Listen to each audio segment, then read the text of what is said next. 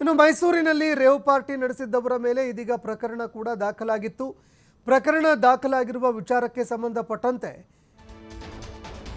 FIR ಕೂಡ ದಾಖಲಾಗಿದೆ. ಇಲವಾಲ ಠಾಣೆಯಲ್ಲಿ ಈ ಸಂಬಂಧ ಎಫ್ಐಆರ್ ದಾಖಲಾಗಿದೆ.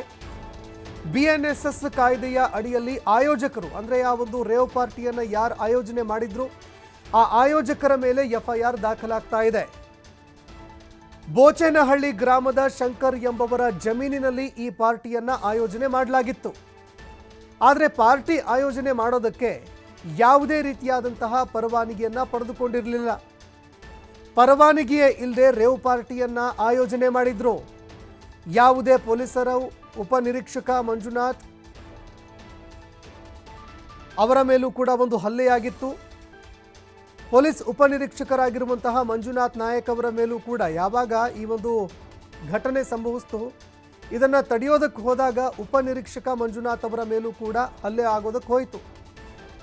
ಅವರ ಮೇಲೆ ಹಲ್ಲೆ ಮಾಡೋದಕ್ಕೆ ಯತ್ನ ಕೂಡ ನಡೆದಿದೆ ಅನ್ನುವಂತಹ ಮಾತುಗಳು ಕೇಳಿಬಂದಿತ್ತು. ಮದ್ಯಪಾನ ಮಾಡಿಕೊಂಡು ಅನೈತಿಕ ನೃತ್ಯಕೂಟವನ್ನು ಆಯೋಜನೆ ಮಾಡಲಾಗಿತ್ತ ಅನ್ನುವಂತಹ ಪ್ರಶ್ನೆ ಕೂಡ ಈಗ ಎದುರಾಗ್ತಾ ಇದೆ. ಇನ್ನು ಕರ್ತವ್ಯಕ್ಕೆ ಅಡ್ಡಿಪಡಿಸಿದ್ದಕ್ಕೆ ಕಾನೂನು ಕ್ರಮವನ್ನು ಕೈಗೊಳ್ಳೋದಕ್ಕೆ ಅಂತ ಒಂದು ಎಫ್ಐಆರ್ ಕೂಡ ಅಧಿಕಾರಿಗಳು ದಾಖಲು ಮಾಡಿದ್ದಾರೆ. ಯಾರು ಆಯೋಜನೆ ಮಾಡಿದ್ರು ಅವರು ಪರವಾನಗಿಯನ್ನು ಪಡೆದುಕೊಂಡಿರಲಿಲ್ಲ. ಪರ್ಮಿಷನ್ ಪಡೆದುಕೊಳ್ಳದೆ ಈ ಒಂದು ಪಾರ್ಟಿಯನ್ನು ಆಯೋಜನೆ ಮಾಡಿದ್ದಾರೆ ಅಂತ ಇದೀಗ ಅವರ ವಿರುದ್ಧ ಎಫ್ಐಆರ್ ದಾಖಲು ಮಾಡೋದಕ್ಕೆ ಅಂತ ಮುಂದಾಗ್ತಾ ಇದ್ದಾರೆ. ಎಫ್ಐಆರ್ ಕೂಡ ಆಗಿದೆ. ಎಫ್ಐಆರ್ಗೆ ಸಂಬಂಧಪಟ್ಟಂತೆ ಈಗ ಪ್ರಕರಣ ಸಂಬಂಧ ವಿಚಾರಣೆ ಕೂಡ ಆರಂಭ ಆಗತ್ತೆ. ಯಾರು ಈ ಒಂದು ಪಾರ್ಟಿಯನ್ನು ಆಯೋಜನೆ ಮಾಡಿದ್ರು ಅವರನ್ನು ವಿಚಾರಣೆಗೆ ಕೂಡ ಕರೆಯಲಾಗತ್ತೆ.